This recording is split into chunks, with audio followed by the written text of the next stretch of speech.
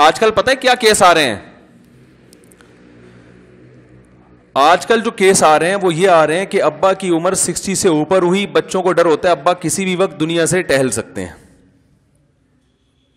پتلی گلی سے نکل سکتے ہیں, مرنے کے بعد مسائل نہ کھڑے ہوں, مجھے دے دیں, یہ ابھی میرا حصہ چاہیے, مجھے کیا چاہیے, مجھے میرا حصہ چاہیے. ابا سے کہتے ہیں مجھے میرا حصہ چاہیے, ابا نے مجھے اب تک میرا حصہ نہیں دیا, حالانکہ اتنے سال کے اگر شوگر بھی ہے, بلڈ پریشر بھی ہے, کسی بھی وقت جا سکتے ہیں, تو مجھے میرا, بولو نا بھائی, حصہ چاہیے. ایک کیس آیا میرے پاس اسی طرح, ایک بوڑھا باپ اپنے بیٹے کو لے کر آیا کہ یہ زندگی میں اپنا حصہ مانگ رہا ہے اور کہہ رہے زندگی میں ڈیوائڈ کر دیں, ہم سب کو ہمارے حصے دے دیں. تو میں لوگوں کو مشورے تو یہ دیتا ہوں جب آپ بوڑھے ہو گئے تو زندگی میں ڈیوائڈ کر دو تاکہ بعد میں پھڈے نہ ہو. مشورے کی حد تک تو یہ ٹھیک ہے, لیکن اولاد کو یہ باور کراتا ہوں کہ یہ باپ کا احسان ہوگا. وجہ اس کی یہ کہ یہ جو آپ کہہ رہے ہو نا میرا حصہ, تو آپ کا حصہ بنتا نہیں ہے. شریعت میں جو کماتا ہے نا وہ سارا اسی کا مالک ہوتا ہے, اس میں آپ کا حصہ, وہ تو مرنے کے بعد, چونکہ میت اب ملکیت کی اہل ہی نہیں ہے, اس لیے مرنے کے بعد آرڈر ہے کہ اس میں اللہ کہتے ہیں ابھی اولاد میں دے دو. زندگی میں تو 99 سال کا بھی ابا ہو گیا تو وہ ساری جائیداد اسی کی ہے, ایک دھیلا بھی آپ کو نہ دے, اس کو یہ حق حاصل ہے. شریعت نے اس کو اخلاقی طور پہ ترغیب ضرور دی ہے کہ اپنی اولاد کو لاوارث نہ چھوڑو. حدیث میں آتا ہے کہ جو ہے نا تم اپنی اولاد کو لوگوں کے سامنے بھیک مانگے گی, یہ اس سے بہتر ہے کہ ان کو وراثت چھوڑ کے جاؤ. ان کے لیے ترغیبات ہیں, رائٹ نہیں ہے اولاد کا. دیکھو ترغیب ہمیں یہ ہے, نبی صلی اللہ علیہ وسلم نے فرمایا جو شخص پیٹ بھر کے کھائے پڑوسی بھوکا سوئے وہ مومن نہیں ہے. تو ہمیں ترغیب ہے کہ اپنا بھی پیٹ بھرو اور پڑوسی کا بھی. لیکن کیا پڑوسی کو یہ حق دیا کہ پڑوسی کے مال میں تمہارا حق ہے, لہذا اگر تم آج بھوکے ہو تو جا کے وہاں سے 2 روٹی چرا کے لے آؤ, یا وہاں جا کے برتن لے کے جاؤ, بولو میرا حصہ نکال بے. کیونکہ حدیث میں آتا ہے وہ مومن نہیں ہے جو خود پیٹ بھر کے کہے پڑوسی بھوکا سوئے تو میں نے تو ناشتہ کیا نہیں ہے, 2 پراٹھے پہنچا دے, میرا حق, میرا حصہ ہے. بولے گا نکل یہاں سے. احسان کا حکم دیا ہے, یہ احسان ہے. ہم کما رہے ہیں تو ایک شریعت نے اخلاق سکھائے کہ بھئی اڑوس پڑوس کا بھی خیال کرو. اڑوس پڑوس کو یہ حق نہیں دیا کہ وہ اپنا حصہ مانگنے چلی جائے. ارے پڑوسیوں کو حق دیا ہے کہ بھائی آنٹی ہمارے یہاں دودھ ختم ہو گیا ہے, آپ کے یہاں 2 کلو آتا ہے تو آدھا کلو ہمیں دو. بولو نا بھائی کیا ہو گیا یار. آدھی حدیثیں سنتے ہیں, آدھی نہیں سنتے. یہ والی سنی ہوئی ہے کہ شریعت میں حکم ہے والدین اولاد کو لاوارث نہ چھوڑیں اور بھکاری نہ بنائیں. یہ نہیں سنتے کہ اولاد کا مال باپ کا ہے, باپ کا مال اولاد کا نہیں ہے. باپ کا مال اولاد کا جب بنتا ہے جب باپ مر جائے, کیونکہ اب وہ باپ کا رہتا نہیں ہے. جب باپ ہی نہیں ہے تو مال کا کیا کرنا ہے اس نے. تو وہ بوڑھے باپ آئے میرے سامنے اپنے بیٹے کو لے کر, یہ مجھ سے حصہ مانگ رہے ہیں, مجھ سے حصہ مانگ رہے ہیں, مجھ سے حصہ مانگ رہے ہیں, تو میں کیا کروں. میں نے ان کے بچے سے کہا, میں نے کہا دیکھو پہلی بات تو یہ کہ یہ جو آپ کہہ رہے ہو مجھے میرا حصہ چاہیے, یہ آپ بہت بڑی غلط فہمی میں آ گئے ہو, بہت بڑی. آپ کا حصہ ہے ہی نہیں. آپ ابا سے یہ بولو ابا مجھ پر احسان کر کے مجھے ہدیہ دے دو. صحیح ہے نا.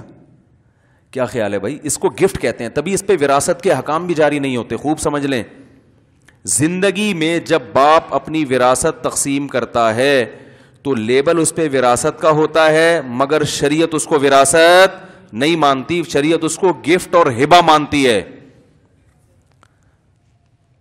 تبھی شریعت میں حکم ہے کہ زندگی میں جب تقسیم کریں گے تو برابر کرنا پڑے گا.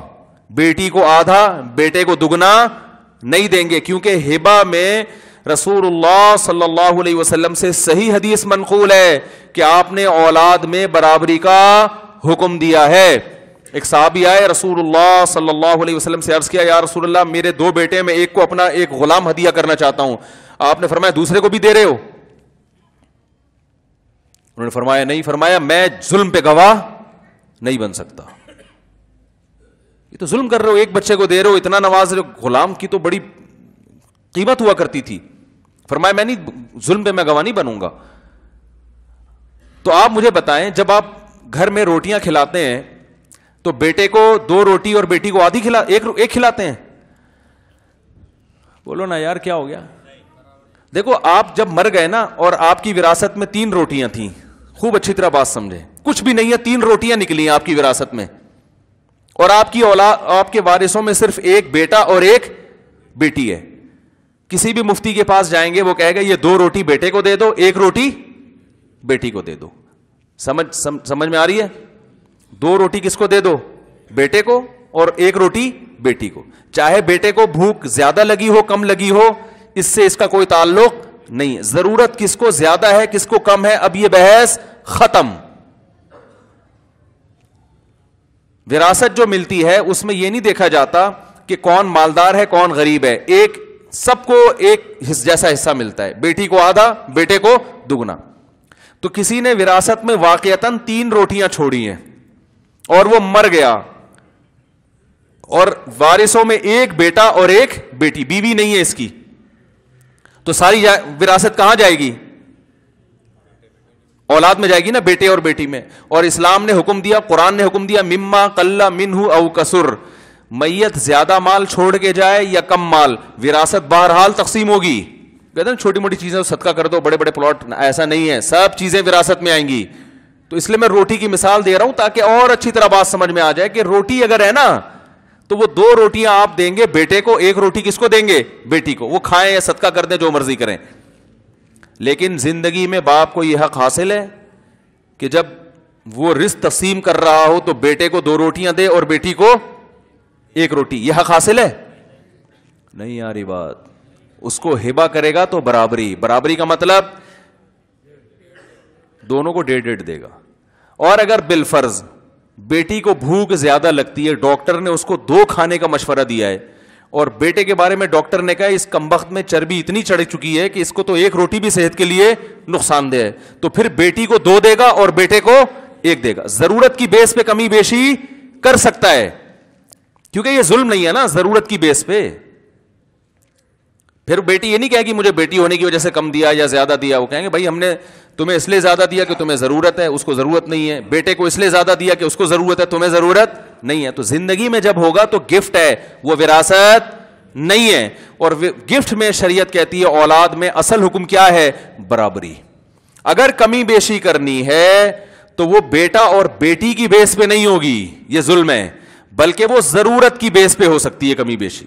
جب آپ کسی کو گفٹ دیتے ہیں تو آپ کسی غریب دوست کی شادی ہو رہی ہو تو بعض دفعہ مہنگا گفٹ دے دیتے ہیں. مالدار دوست کی شادی ہو رہی ہے, وہ مہنگا دیتے ہوئے بھی شرم آ رہی ہوتی ہے, یار اس کے لیے تو یہ اس کی کوئی اوقات ہے نہیں.